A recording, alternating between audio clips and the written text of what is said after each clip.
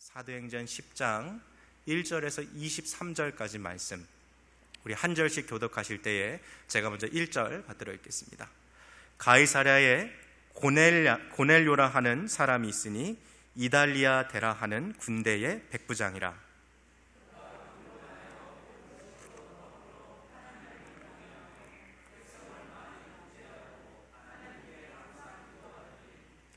하루는 제9시쯤 되어 환상 중에 밝히 보매 하나님의 사자가 들어와 가로되 고넬료야 하니,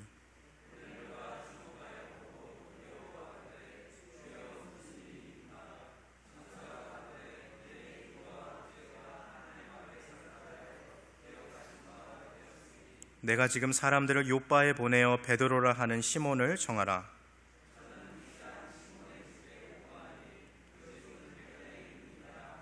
마침 말하던 천사가 떠나매 고넬료가 집안 하인 둘과 종졸 가운데 경건한 사람 하나를 불러 이튿날 저희가 행하여 성에 가까이 갔을 그때에 베드로가 기도하려고 지붕에 올라가니 시간은 제6시더라.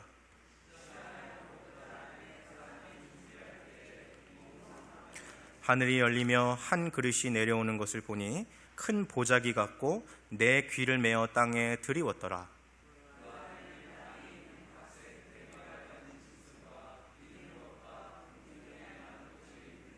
또 소리가 있으되 베드로야 일어나 잡아먹으라 하거늘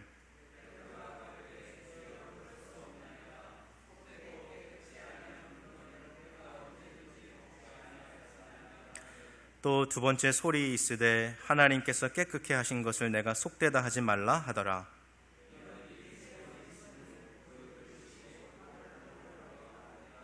베드로가 본 바 환상이 무슨 뜻인지 속으로 의심하더니 마침 고넬료에 보낸 사람들이 시몬의 집을 찾아 문 밖에 서서 베드로가 그 환상에 대하여 생각할 때에 성령께서 저더러 말씀하시되 두 사람이 너를 찾으니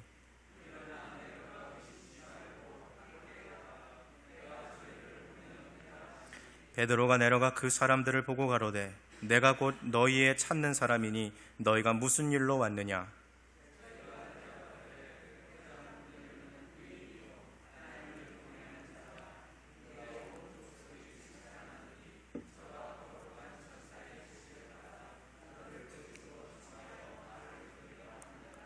23절 말씀 같이 읽겠습니다. 베드로가 불러들여 유숙하게 하니라.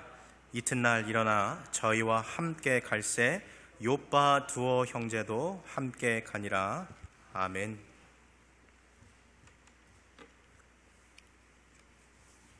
우리가 마스크를 쓰고 서로 이렇게 마주보고 예배를 드려서 우리 성도님들의 표정이나 제가 얼굴을 잘 보지 못해서 많이 아쉽습니다만은 그래도 우리가 옆에 계신 분들 이렇게 목소리는 함께 같이 좀 나눌 수 있을 것 같은데요.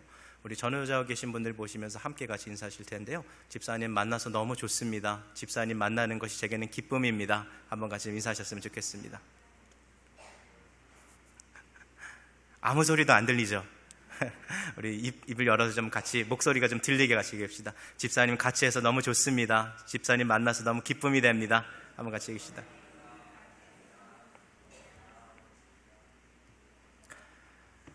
성경은 무언가 중요한 이야기를 할 때 많은 분량을 그 이야기를 다룹니다. 그래서 창세기 같은 책을 봐도 많은 인물들이 나오지만 많은 지면을 할애한 인물을 딱 네 사람을 따져보면 아브라함, 이삭, 야곱, 요셉, 딱 요 네 사람이 중요하죠. 그러니까 성경의 패턴은요, 뭔가 이 사건이 중요하다 그러면 짧게 지나가지 않고 상세하게 기록하는 그런 경향이 있는데요. 오늘부터 우리가 함께 살펴볼 이 고넬료라는 사람의 이야기가 그러합니다. 신약시대의 이스라엘은 로마 제국의 지배를 받고 살아가는 그런 시대입니다. 로마 황제가 이 팔레스틴 땅을 다스릴 수 있도록 로마에서 총독을 한 사람 파견하는데요. 그가 유대 지역과 사마리아 지역을 관장하기 위해서 이렇게 파견받죠. 그럼 이 로마의 총독이 지내고 있는 그 도시가 있어야 되는데 그게 바로 항구 도시였던 가이사랴라는 도시입니다.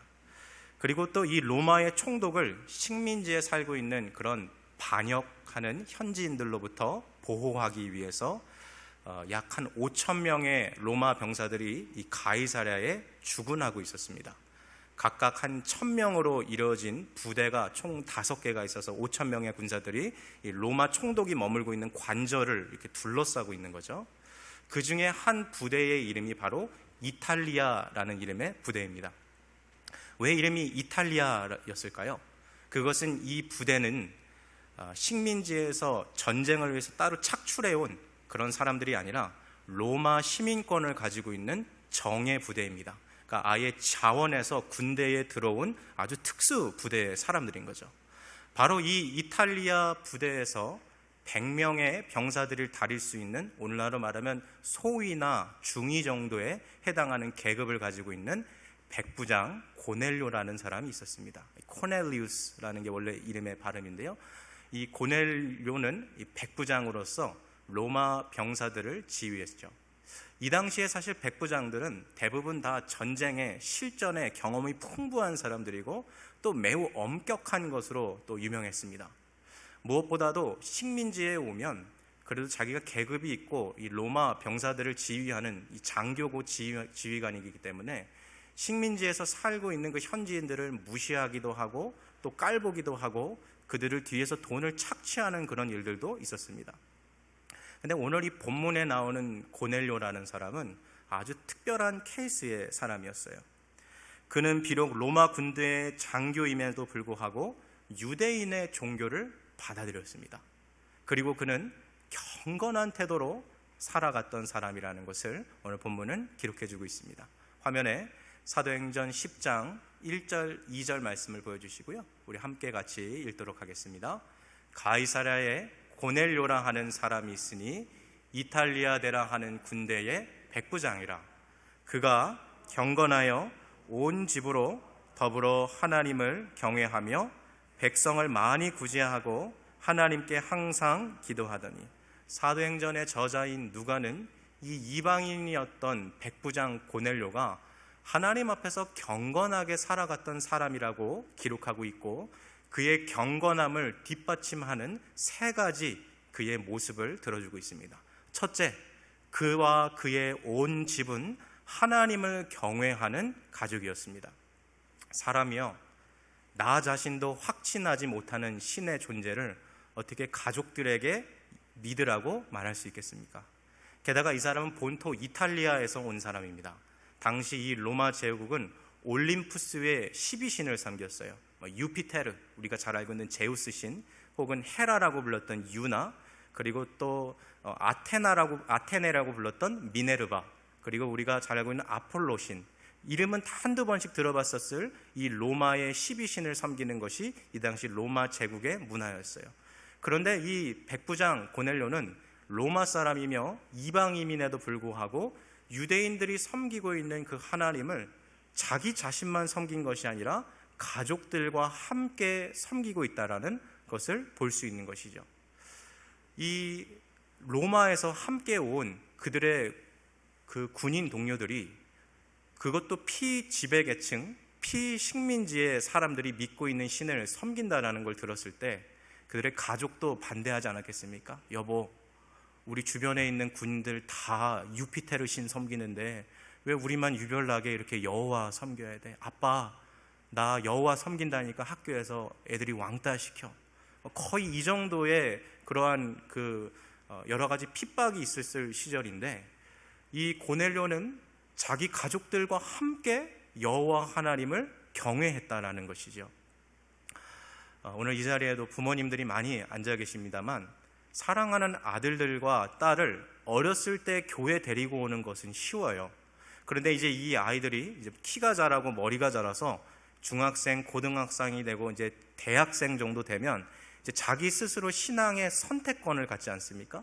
그러한 상태에서 하나님을 믿게 만드는 것은 이제 부모의 영향을 떠나서 자기의 어떤 자유를 가지고 선택하는 그런 상황에 이르게 되죠. 그래서 실제로 어렸을 때는 부모 따라서 열심히 교회 다니다가 대학생 이후에 신앙을 떠나버린 사람들도 얼마나 많습니까? 그러한 우리의 현상들을 봤을 때 오늘 이 본문에 그와 그의 온 가족이 하나님을 경외했다라는 이 한 문장의 이 기록은 얼마나 큰 도전이 됩니까? 아무도 여호와를 믿으려고 하지 않았던 그 로마의 수천 명의 군인 중에 고넬료는 정말 유별나게 여호와 하나님을 믿었다라는 것을 그의 경건함의 첫 번째의 근거로 들여주고 있는 것이죠. 로마의 다신교를 버리고 유대인들이 섬기고 있는 유일신인 여호와 하나님을 섬긴 것이 고넬료였어요. 두 번째로, 고넬료는 가이사랴에 사는 백성들을 많이 구제했습니다. 여기 2절 말씀을 다시 보십시오. 그가 경건하여 온 집으로 더불어 하나님을 경외하며 백성을 어떻게 구제했다고 합니까? 많이 구제했다고 그랬어요. 이것은 평균적으로 사람들이 하는 구제 행위 이상으로 이 고넬료가 사람들을 구제하는 일에 힘썼다는 것이죠. 이 당시에 백부장들은 자기의 지위를 이용하여 뒤에서 몰래 뒷돈을 받고 사람들을 협박하여서 자기 주머니를 채우는 일들이 비일비재하게 일어났고, 그것이 거의 스탠다드처럼 다 눈 감아주는 그런 시대였어요. 그런데 고넬료는 오히려 반대로 자기의 주머니를 열어서 자기의 사비를 털어서 가난하고 굶주린 유대 백성들을 먹이고 살리는 일, 그리고 자기가 가진 것을 나눠주는 그런 삶을 특별하게 더 많이 행했다는 것입니다. 우리가 우리의 주머니를 열어서, 우리의 지갑을 열어서 이 지갑 안에 있는 돈을 꺼내서 누군가한테 준다는 것이 생각보다 그렇게 쉬운 일이 아니라는 것을 우리는 다 알고 있습니다. 나와 가족, 내 자식들을 위해 쓰는 돈은 아깝지 않아도 누군가를 위해, 다른 사람을 위해 돈 쓴다는 것은 사실 쉽지 않아요. 오늘 이 고넬료라는 사람이 이 가이사랴에 살고 있는 이 백성들을 향하여서 구제를 많이 했다라는 것은 이미 그가 살아가는 인생의 그러한 가치관과, 그리고 또 그가 이 세상을 바라보는 관점이 전혀 다르다라는 것을 이야기해주고 있는 거죠. 이러한 구자의 삶은 그가 경건한 사람이라는 것을 잘 보여주는 근거입니다. 세 번째 증거는 고넬료는 항상 하나님께 기도했다라고 기록하고 있습니다. 여기 2절에서 그가 항상 기도했다라는 것은 그가 매일같이 기도했다라는 의미입니다. 사랑하는 우리 코너스톤 교회 성도 여러분, 여러분은 매일같이 기도하고 계십니까? 짧게 지나가는 식사 기도 말고, 지나가듯 하는 순간적인 기도 말고 정해진 시간을 구별하여 하는 기도 말입니다. 바쁜 일상 가운데서 시간을 구별하여 기도하는 것이 얼마나 어려운 일인가는 우리 스스로가 잘 알고 있지 않습니까? 고넬료는 매일같이 시간을 구별해 놓고 하나님 앞에 나아가 기도하는 경건한 사람이었어요. 또한 2절에 사용된 이 항상이라는 단어는 모든 일 속에서, 모든 상황 속에서 언제 어디서나 기도하기에 힘쓴 사람이라는 것을 보여주는 거죠. 하나님께서는요, 이처럼 고넬료의 일상의 현장을 유심히 관찰하셨어요. 동일하게 오늘 이 시대를 살아가고 있는 우리들의 삶, 일거수일투족을 하나님은 유심히 관찰하고 계십니다. 우리가 어떠한 마음으로 살아가고 있는지, 어떠한 태도와 가치관을 가지고 살아가고 있는지 하나님은 세밀하게 살펴보십니다. 우리 그리스도인들의 삶의 목적은 죽어서 천국 가는 것이 아니라 지금 우리가 살고 있는 이곳에서도 날마다 하나님의 인도하심을 받고 고넬료와 같이 하나님을 경외하고 주님의 뜻대로 이웃들을 구제하고 또 이웃들을 위해 살아가고 하나님께 기쁨과 영광을 돌리는 삶을 살아가는 것이죠. 오늘 본문 2절에서 사도행전을 기록한 누가는 이 고넬료의 경건함을 세 가지로 표현했습니다. 첫째로, 그와 그의 온 가족이 하나님을 경외하였다. 그는 이웃들, 백성들을 구제하는 것에 많이 힘썼다. 그리고 세 번째로, 그는 하나님 앞에 항상 기도한 사람이다. 하나님을 경외하고 이웃을 사랑하고 자기 자신을 정결케 하는 이것이 하나님 앞에 기쁨이 되는 경건한 삶의 모습인 것이죠. 하루는 고넬료가 평소 습관에 따라 정해진 시간에 하나님 앞에 기도하고 있었습니다. 이날 고넬료는 인생에서 잊지 못할 특별한 사건을 맞이하게 됩니다. 3절 말씀 우리 한번 같이 읽었으면 좋겠습니다. 3절입니다. 하루는 제 9시쯤 되어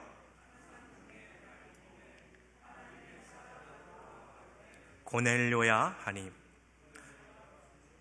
3절까지만 보겠습니다. 우리는 이 3절 말씀을 통하여서 고넬료가 날마다 기도하던 시간을 알 수 있어요. 몇 시라고 여기 써 있습니까? 제9시라고 되어 있어요. 여러분, 우리가 성경을 볼 때요, 이 제9시라고 하면 하루 아침의 시작을 우리는 12시부터 시작하죠. 자정부터 시간을 계산하는데요, 이 유대인들의 시간법은 새벽 6시부터 그 하루가 시작됩니다. 그럼 새벽 6시부터 하루가 시작되면 9시는 오늘날로 시간을 바꾸면 몇 시예요? 빨리 계산해 보세요. 새벽 6시부터 하루가 시작해서 9시간이 지나갔어요. 그럼 제9시는 몇 시예요? 오후 3시예요. 자, 지금 이 베드로가 오후 3시에 기도하는 이 장면이 기록되어 있습니다. 자, 이것도 우리가 그냥 지나가지 말았으면 좋겠어요. 여러분, 유대인들은요, 하루에 3번 시간을 정해놓고 날마다 기도했습니다. 몇 시에 기도했을까요? 아침 9시, 그리고 낮 12시 정오, 그리고 오후 3시에 기도했습니다. 특별히 이 하루 중 마지막 기도하는 이 오후 3시는 대제사장이 분향하러 성소에 들어가는 시간입니다. 그래서 유대인들은 자기들은 성소에 들어가지 못하지만 대제사장이 분향하러 들어가는 그 시간을 맞춰서 기도함으로써 하나님께 함께같이 제사 드린다는 그런 의미를 갖고 있었어요. 우리가 다니엘서 6장을 보면 다니엘도 하루에 몇 번 기도하죠? 3번 기도했어요. 그리고 사도행전 4장을 보면 미문에 앉아있는 안진뱅이, 그가 그 앉아있을 때 사도 베드로와 요한이 기도하러 성전에 갔다가 그를 만나는 시간이 몇 시입니까? 제9시입니다. 그러니까 이 유대인들이 딱 정해놓은 시간, 정해놓은 장소에서 하나님 앞에 기도하기를 힘쓴 사람이라는 것을 우리는 알 수 있는 거죠. 또한 고넬료도 유대인의 이 관습에 따라서 제9시에 지금 시간을 구별해서 하나님 앞에 기도하는 그의 경건한 모습을 보게 됩니다. 자, 매일 오후 3시에 기도하던 고넬료, 그는 그날 환상 중에 하나님의 사자, 천사를 만나게 되는 거죠. 천사가 고넬료에게 전해준 것은, 이 전해준 말은 그가 비몽사몽간에 그냥 이게 꿈인가 생시인가 모르는 중에 본 것이 아니라 분명한 하나님의 계시였어요. 자, 그 내용이 무엇인지 4절 말씀 우리 함께 같이 읽어보겠습니다. 고넬료가 주목하여 보고 두려워 가로되 주여 무슨 일이니이까?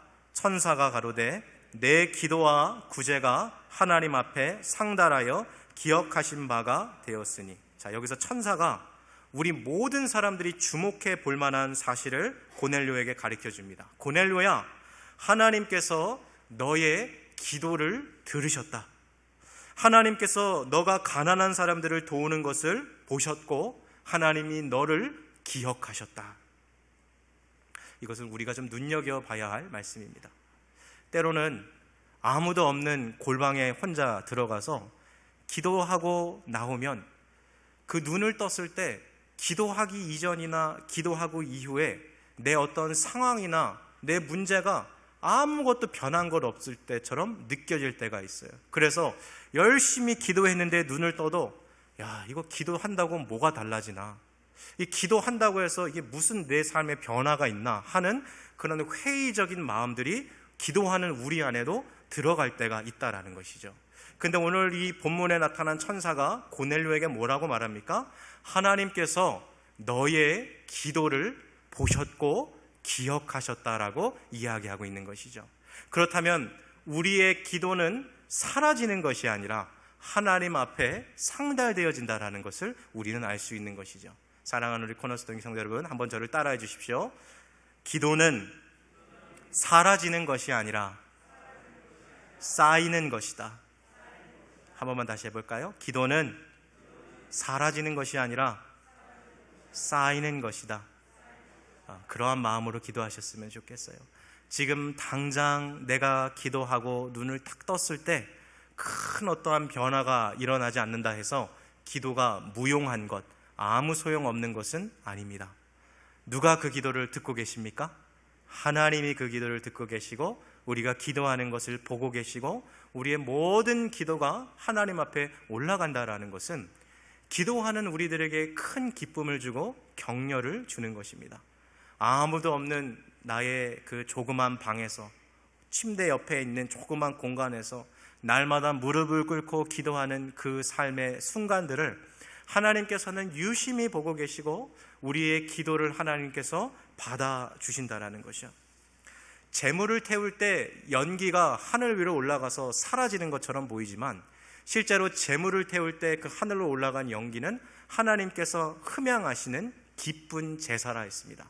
마찬가지로 우리가 허공을 향해 외치는 기도 소리가 공중에서 사라지는 것처럼 보일지 모르지만 그것은 하나님께서 받으시는 향기로운 제사가 된다는 것입니다.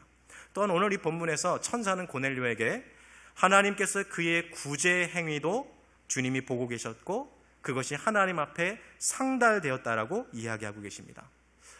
복음서를 보면 예수님께서는 너희 중에 작은 자에게 물 한 잔 준 것, 냉수 한 잔 떠다 준 것도 내가 잊지 않겠다라고 말씀하셨습니다. 하나님은 우리의 삶을 유심히 보고 계십니다.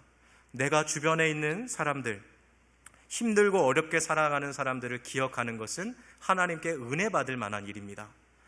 그리스도인들은 나와 내 가족만 제한적으로 챙기는 삶을 살아서는 결코 안 되겠죠. 예수님이 그러했듯이 마음이 힘든 사람들에게는 손을 내밀어서 그들 위로해주고 도움이 필요한 사람들 외면하지 않고 또 이웃을 향한 작은 섬김으로라도 도와주는 것을 하나님은 기억하십니다. 잠언 19장 17절을 보면 아주 흥미로운 구절이 말씀이 기록되어 있는데요. 여기 잠언 19장 17절을 보면 가난한 사람을 도우는 것은 하나님 앞에 돈을 꺼드리는 것과 같다라는 아주 흥미로운 표현이 있는데요. 오늘 쉬운 성경 번역으로 한번 제가 갖고 왔는데요. 한번 같이 읽어보겠습니다. 시작.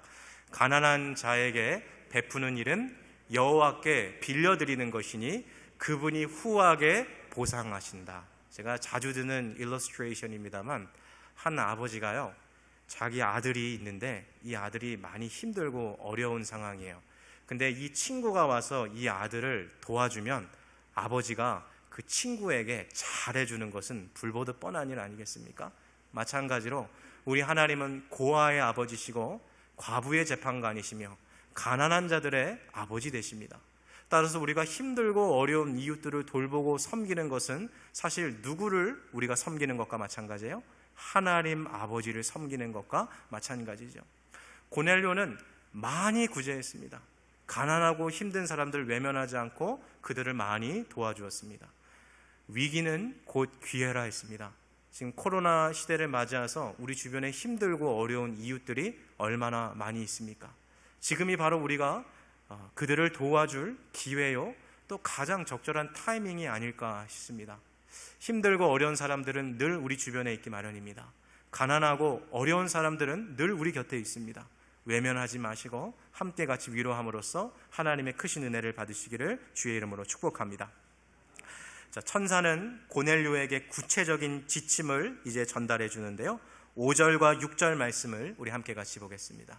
함께 읽겠습니다. 내가 지금 사람들을 욥바에 보내어 베드로라 하는 시몬을 청하라. 저는 피장 시몬의 집에 우거하니 그 집은 해변에 있느니라 하더라. 천사가 고넬료에게 말하기를 욥바로 사람을 보내라. 그리고 거기에 베드로라 하는 시몬이 있는데 그 사람을 집으로 초대하여라. 데리고 와라.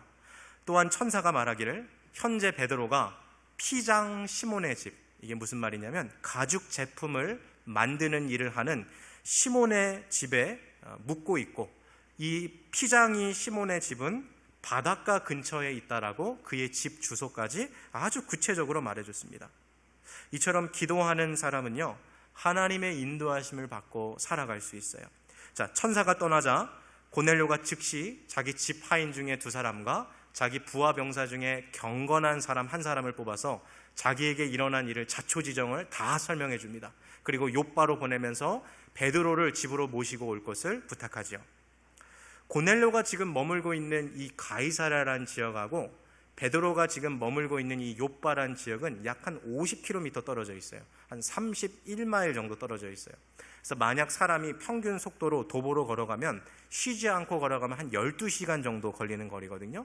지금 이 고넬료가 천사를 만났던 시간이 제9시 오후 3시였으니까 이들이 12시간을 걸어서 간 게 아니라 평균 6시간 걷고 그 그 다음 쉬고 잠을 자고 그 다음 6시간을 돌아서 도착했던 것으로 보여요. 한 1박 2일 여정으로 갔던 것이죠. 자, 다음 날 이 세 사람이 베드로가 머물고 있는 욥바에 거의 다다랐을 쯤에 베드로 역시 정오 시간 기도하기 위해서 지붕에 올라가 있었습니다. 자, 9절 말씀을 보여주시고요. 9절 함께 같이 읽겠습니다. 이튿날 저희가 행하여 성에 가까이 갔을 때에 기도하려고 지붕에 올라가니 시간은 제6시더라. 자, 앞서 우리가 경건한 고넬료의 삶에서 살펴봤듯이 경건한 사람들의 삶 속에는 한 가지 공통점이 있습니다. 그 패턴이 보이십니까? 시간과 장소를 정해놓고 기도하는 것입니다. 사랑하는 성도 여러분, 하나님의 인도하심을 받는 삶을 살아가고 싶으십니까? 시간과 장소를 정해놓고 기도하는 것만큼 확실한 방법이 없습니다. 하나님을 더욱더 가까이에서 만나는 신앙생활을 하고 싶으십니까? 시간과 장소를 정해놓고 기도하는 것만큼 더욱더 확실한 방법이 없습니다. 한번 스스로에게 물어보십시오. 레귤러하게 매일 시간을 정해놓고 정해진 시간에서 정해진 장소에서 기도하는 그러한 삶의 패턴이 우리 가운데 있습니까? 제가 이 설교를 준비하면서요, 우리 성도님들 한 분 한 분을 제가 생각해 봤어요. 지금 가을 학기 때 저랑 성경 공부하시는 분들은 제가 다 일일이 지금 체크하는데요, 저희 교회에서 지금 현재 가을 학기 시작되었을 때 날마다 시간을 정해놓고 아침에 기도하고 또 말씀 보고 저녁에 잠들기 전에 기도하는 분이 최소 9명은 있어요. 그분들은 이번 학기 저랑 함께 같이 하시면서 정말 하나님을 깊이 만날 것이라는 확신이 있습니다. 중요한 것은 우리 모든 사람들이 그러한 삶을 살아가고 있는가에 대한 도전입니다. 정말 하나님 사랑하시죠? 하나님 만나고 싶으시죠? 그렇다면 시간과 장소를 정해놓고 기도하시기 바랍니다. 여러분, 오늘 성경을 살펴보면 베드로도 그랬어요. 베드로는 정오의 시간, 아까 유대인들이 기도하는 3가지 시간 중에 한 시간인 12시인 거죠. 그리고 그도 이제 오후 3시에 또 기도했을 거예요. 이 정오 12시에 지붕에 올라가서 기도했어요. 베드로가 기도하기 위해 올라간 지붕은 이렇게 생각하는 이런 경사진 지붕이 아니라 평평한 지붕이에요. 우리 대한민국 주택가 올라가면 옥탑방 있는 그런 지붕들 있죠.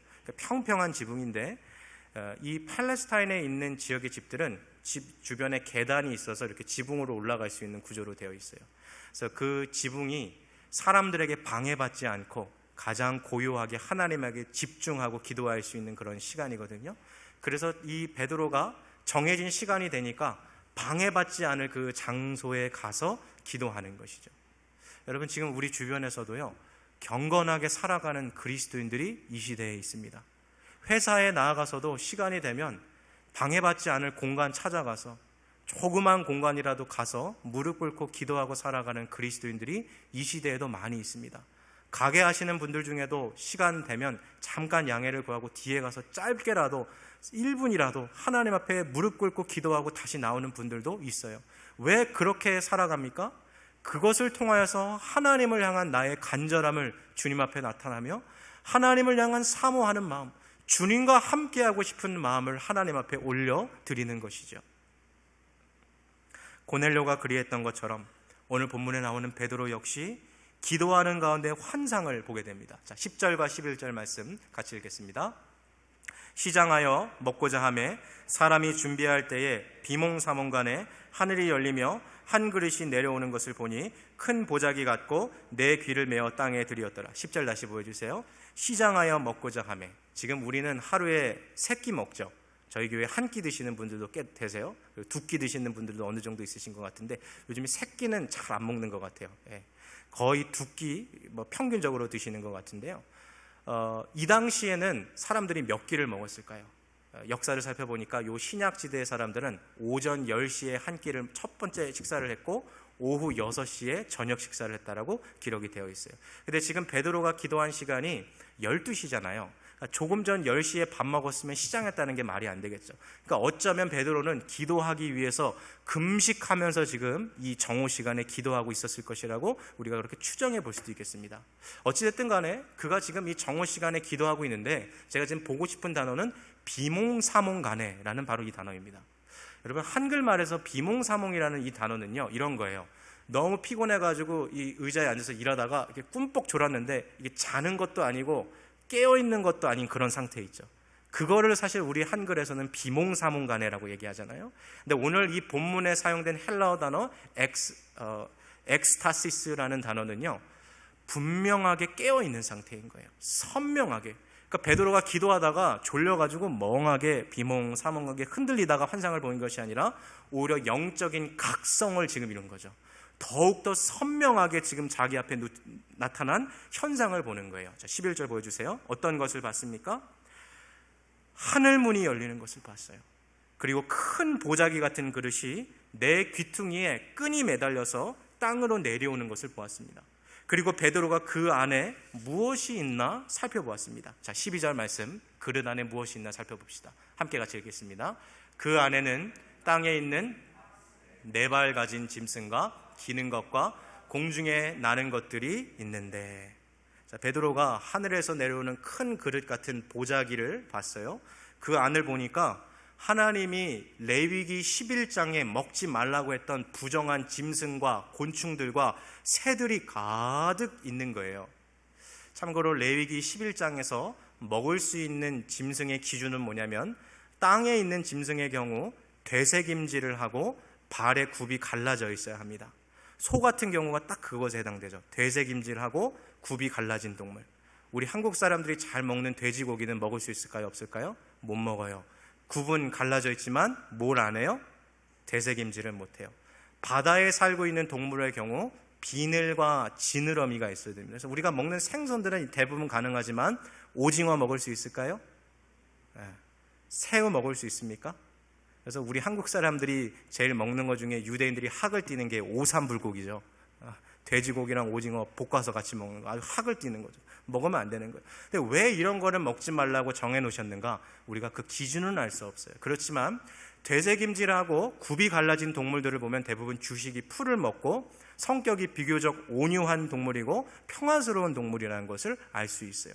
자, 하나님께서 이 부정한 동물들이 가득한, 곤충과 새들이 가득한 그 보자기를 환상 가운데 베드로에게 보내주시고 이렇게 말씀하시는데요, 13절부터 16절까지 우리 9절 말씀 한번 같이 읽겠습니다. 또 소리가 있으되 베드로야 일어나 잡아먹으라 하거늘 베드로가 가로되 주여 그럴 수 없나이다. 속되고 깨끗이 아니한 물건을 내가 언제든지 먹지 아니하였삼나이다 한데, 또 두 번째 소리 있으되 하나님께서 깨끗게 하신 것을 내가 속되다 하지 말라 하더라. 이런 일이 3번 있은 후 그 그릇이 곧 하늘로 올려 가더라. 환상 중에 나타나신 하나님이 베드로에게 말씀하세요. 베드로야 너 그것을 잡아먹어라. 베드로는 아마도 하나님이 자기를 시험하신다고 생각했어요. 아니 주님, 이걸 레위기 11장에서 먹지 말라고 금해 있는 이런 동물들 아닙니까? 이거는 나는 태어나서 한 번도 먹어본 적이 없습니다. 그러니 주님, 난 이거 먹을 수 없습니다. 그러자 하나님께서 또다시 말씀하시죠. 하나님께서 깨끗하게 하신 것을 너 더럽다라고 말하지 말아라. 이 같은 환상이 무려 3번이나 반복되고, 그리고 보자기가 환상 가운데 하늘로 올라갔어요. 여러분, 도대체 이 환상의 의미는 무엇일까요? 하나님께서는 이 환상을 통해서 베드로에게 부정한 짐승들이 깨끗하게 되었다라고 선포하셨어요. 이것은 단순히 부정한 짐승들에 대한 선포가 아닙니다. 부정하게 여겨졌던 이방인들도 하나님께서 깨끗하게 하심으로 말미암아 이제 그들도 주님의 백성들이 될 수 있다는 것을 환상 가운데 하나님이 보여주신 것이죠. 그러니까 이전에는 혈통적 이스라엘, 아브라함의 후손만이 하나님의 거룩한 백성이라 생각했는데, 하나님께서 오늘 이 환상을 보여주심으로써 저와 여러분과 같은 이방인들, 우리 한국 사람들이잖아요. 또 이스라엘하고 전혀 상관없는 사람들이잖아요. 이런 우리들도 하나님의 거룩한 정결한 백성으로 주님께서 살아갈 수 있도록 지금 그 복음의 장벽을 허무시는 장면이 이 사도행전 10장 말씀이죠. 그래서 신학자들 가운데서는요, 사도행전 중에 제일 중요한 장 중에 하나가 사도행전 10장이다라고 이야기하는 사람들도 있어요. 자, 우리는 이렇게 설명을 들어서 알고 있지만 이제 기도가 끝나고 환상을 다 봤던 베드로는 지금 이게 무슨 의미인가? 왜 하나님이 나한테 이 먹어서는 안 되는 부정한 짐승들을 먹으라고 3번이나 보여주셨나? 이걸 이해하지 못해서 곰곰이 생각해 보고 있는 거예요. 그 뜻을 알 수가 없어요. 바로 이때 마침 이방인 백부장이 가이사랴에서 욥바로 보냈던 그 3사람이 베드로가 머물고 있는 집에 현관에서 노크를 하면서 큰 소리로 부르는 거죠. 베드로라고 하는 시몬이 이 집에 있습니까? 베드로라 하는 시몬이 이 집에 있습니까? 그러니까 지붕 위에서 기도하고 있는 베드로도 이 소리를 들었을 거예요. 그도 지금 막 고민하고 있는, 도대체 이 환상의 의미가 뭐지? 왜 하나님이 이걸 먹으라 그러시지? 바로 그때 성령께서 베드로에게 뭐라고 말씀하세요? 시몬아, 3사람이 너를 찾고 있다. 너 일어나 내려가거라. 그들은 내가 보낸 사람이니 주저하지 말고 그들을 따라가거라. 자, 지붕에서 내려온 베드로는 3사람에게 물어봤어요. 자기를 찾아온 그 3사람에게, 내가 그대들이 찾는 사람, 내가 바로 베드로라 하는 시몬입니다. 무슨 일로 여기까지 오셨습니까? 보니까 이방인이거든요. 아까 그 고넬료가 자기 부하 중에 한 사람 보냈잖아요. 이탈리아 부대에 속한 사람 중에 한 사람이니까 이 사람도 이방인이고 로마 사람이 지금 온 거죠. 너무나도 생면부지한 사람, 한 번도 본 적 없는 로마 병사가 하인과 같이 보이는 2사람을 데리고 자기를 찾고 있으니까 이게 웬일인가 하고 베드로가 보고 있는 거죠.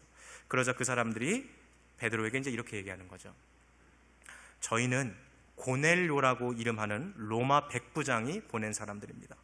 고넬료는 의로운 사람이고 하나님을 경외하는 사람입니다. 그는 모든 유대인들에게도 존경을 받는 사람입니다. 한 거룩한 천사가 고넬료에게 나타나 당신을 집으로 모셔다가 당신이 하는 그 말씀을 들으라고 분부하였습니다. 자, 베드로가 이 이야기를 듣고 이제 이 사람들과 하룻밤 더 그 집에서 잠을 잡니다. 6시간 걸어왔으니까 얼마나 피곤했겠어요. 하룻밤 자고 이튿날 이제 가이사랴에 있는 고넬료의 집으로 떠나게 되죠. 본래 유대인의 율법에 의하면요, 이방인하고 식탁에 같이 앉아서 교제하는 것은 위법입니다. 그리고 이방인의 집에 들어가서 교제하는 것도 안 돼요. 따라서 베드로가 기도하는 가운데 이런 성령의 인도하심을 받지 않았다면 그는 안 됩니다, 안 됩니다. 나는 유대인이라서 당신네 집에 갈 수 없습니다. 이렇게 거절했을 것입니다. 만일 베드로가 기도하지 않았다면 이런 역사가 일어나지 않았다는 것이죠. 그러나 하나님은 베드로가 기도하는 가운데 그의 생각과 태도를 변화시켰어요. 그의 인식을 바꿔주셨어요.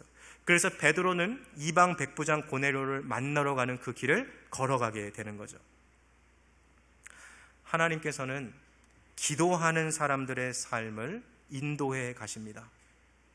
기도하는 고넬료와 기도하는 베드로에게 동시에 환상을 보여주심으로써 그들이 서로 만나게 되는 것은 우연이 아니라 하나님의 세밀한 인도하심 가운데 일어난 결과입니다. 오늘 우리 이현진 장로님께서 대표기도 하실 때 하나님, 코너스톤 교회에 꼭 필요한 일꾼들을 보내주십시오라고 기도했죠. 우리가 그렇게 기도할 때 꼭 필요한 일꾼들이 하나님, 주님의 나라를 위해서 갈 수 있는 교회를 보내주십시오 할 때 그 기도가 같이 만나면 어떤 일이 벌어지겠습니까? 하나님의 놀라운 역사가 일어나는 것이죠. 우리 그런 기도를 계속 해야 돼요. 하나님, 우리의 기도를 통하여 역사해 주십시오. 하나님, 함께하여 주십시오. 고넬료에게 지금 제일 필요한 것은요, 예수 그리스도의 복음을 증거해 줄 전도자였어요. 기도하는 가운데 하나님은 그에게 최고의 전도자인 베드로를 붙여주시는 거죠. 저는 이러한 현상을 기도의 앙상블이라고 부르고 싶습니다. 마치 다양한 악기들이 함께 연주했을 때 아름다운 소리가 나듯이 아무것도 없는 허허벌판 속에서도 우리가 기도해도 그 기도의 역사가 일어나는 거죠. 제가 인도네시아에 이렇게 단기 선교를 한번 간 적이 있는데요. 그 인도네시아의 한 그 선교사님께서 거기에 신학교를 지으셨어요. 근데 그 신학교에 다니고 있는 유치원생부터 하면 학생 수가 수백 명에 이르거든요. 근데 이 선교사님이 사진첩을 하나 꺼내서 보여주는데요. 지금 제가 서 있던 그 신학교의 부지가 완전히 허허벌판인 거예요. 와, 선교사님 진짜 대단하시네요. 어떻게 하셨습니까? 한 거 무릎 꿇고 기도한 것밖에 없습니다. 하나님, 신학교를 세워야 되는데 재정적으로 너무 어렵습니다. 하나님 재정을 도와주십시오. 하나님께서 재정을 붙여주시고, 하나님 가르칠 선생님이 필요합니다. 선생님을 붙여주시고, 기도의 앙상블이 일어나는 거죠. 우리가 기도하는 순간 성령의 파도를 타고 주님의 역사와 함께한다는 사실을 여러분 꼭 기억하시기를 바랍니다. 그런 삶 살고 싶지 않습니까? 그것이 바로 기도하는 사람에게 주어지는 놀라운 축복인 것입니다. 만일 우리의 삶이 하나님의 인도하심을 받고 살아가기를 원한다면, 오늘도 성령께서 일으키시는 그 역사의 파도를 타고 주님과 함께 사역하고 싶다면 기도하십시오. 기도하는 사람만이 주님의 역사에 동참할 수 있는 것입니다. 하나님께서 기도하는 고넬료에게 베드로를 붙여두셨듯이 우리 코너스턴 교회 한 사람 한 사람이 기도할 때 이 교회에 하나님의 사람들이 더 함께할 것입니다. 앞서 우리는 기도하는 베드로를 통해서 찾아온 천사를 살펴봤습니다. 자, 이 대목을 다시 한번 좀 집중해 보고 싶어요. 여러분, 성경을 유심히 읽어보면 천사가 나타나는 일은요, 아무 때나 일어나지 않아요. 역사적인 중대한 전환기 때 천사가 나타납니다. 사사기를 보면 이스라엘이 원수들에게 죽어가는 그때에 천사가 기드온 같은 사람에게 나타나서 큰 용사여, 하나님이 너와 함께 하시도다 하며 이스라엘의 역사를 바꾸시죠. 신약 성경에 오면 천사가 언제 나타납니까? 예수 그리스도의 탄생을 고지하기 위해서, 예수 그리스도의 부활하심을 증거하기 위해서, 승천하신 예수님을 증거하기 위해서 천사가 나타나요. 그러니까 천사가 나타나는 것은 무언가 성경에서 중대한 역사의 전환점이 일어난다는 거예요. 여러분, 아무런 예수님과 상관이 없었던 고넬료라는 이방인 백부장 센츄리온이, 이 사람이 하나님 앞에 기도하는데 주님의 사자인 천사가 나타났어요. 그렇다면 사도행전 10장은 역사가 바뀌는 순간을 우리가 보고 있다는 것이죠. 자, 그렇다면 이 사도행전 10장이 갖고 있는 의미는 무엇입니까? 앞서 이야기했듯이 이스라엘 민족에게 갇혀있던 이 복음의 빗장이 풀어지고 이제는 전 세계에 있는 수많은 이방인들에게 복음이 열리는 역사로서 이방인 회심자로서 고넬료가 등장하게 되는 거죠. 근데 엄밀히 따지면 고넬료가 이방인 회심자 1호는 아니에요. 왜냐하면 사도행전을 앞서서 보면 7집사 중에 한 사람이었던 빌립이 사마리아로 가다가 에디오피아 내시를 만나죠. 그리고 그가 이사야서를 읽고 있을 때 그것을 해석해주고 그가 예수 그리스도를 믿으니까 세례를 베풀어주지 않습니까? 에디오피아 내시가 사실 엄밀히 말하면 1호예요. 근데 왜 오늘 이 본문에서 천사가 나타나서 이렇게 역사적인 이 전환점이라는 것을 일러줍니까? 그것은 예루살렘 교회의 수장이었던 베드로가 이방인을 전도하고 그에게 세례를 주고, 우리가 다음 주에 살펴보겠습니다만, 세례를 받는 가운데 그들에게 처음 임하셨던 성령이 동일하게 임하시는 것을 통해서 하나님께서 이방인에게도 복음을 통하여 구원을 주시는 역사를 이제는 이루셨구나 하는 것을 깨닫게 해주시는 거죠. 그래서 사도행전 10장은 우리 같은 이방인들에게도 너무나도 큰 의미가 있는 것입니다. 자, 말씀을 정리하겠습니다. 오늘 이 본문은요, 기도의 앙상블을 너무나도 잘 보여주고 있습니다. 가이사랴라는 지역에서 베드로가 누군지도 몰랐던, 베드로의 얼굴도 한 번 본 적 없었던 이 이방인 고넬료 백부장이 기도했을 때 성령께서는 그와 함께 하셔서 베드로를 부르라 하셨고, 저 요빠에서 지내고 있었던 베드로, 고넬료라는 사람의 얼굴도 모르고 이름도 몰랐던 그 사람을 찾아가라 하셔서 하나님께서 복음의 놀라운 역사를 이루시는 기도의 앙상블을 오늘 우리는 보고 있습니다. 하나님은 지금도 기도하는 사람들을 통하여서 주님의 역사를 이루고 계십니다. 사랑하는 코너스턴 교회 여러분, 우리 함께 주님의 역사에 기도로 참여합시다. 기도하는 자만이 성령의 파도를 타고 오늘도 주님께서 이루시는 그 역사에 참여할 수 있는 것입니다. 하나님을 더 가까이 하고 싶으십니까? 주님의 인도하심을 받고 살아가는 삶을 살아가고 싶으십니까? 시간과 장소를 정해놓고 날마다 주님 앞에 기도하십시오. 그래야 이 시대에 하나님의 역사를 이루어가는 또 다른 고넬료, 또 다른 베드로로 살아갈 수 있는 저와 여러분들 되시기를 주님의 이름으로 축복합니다. 함께 같이 기도하시겠습니다.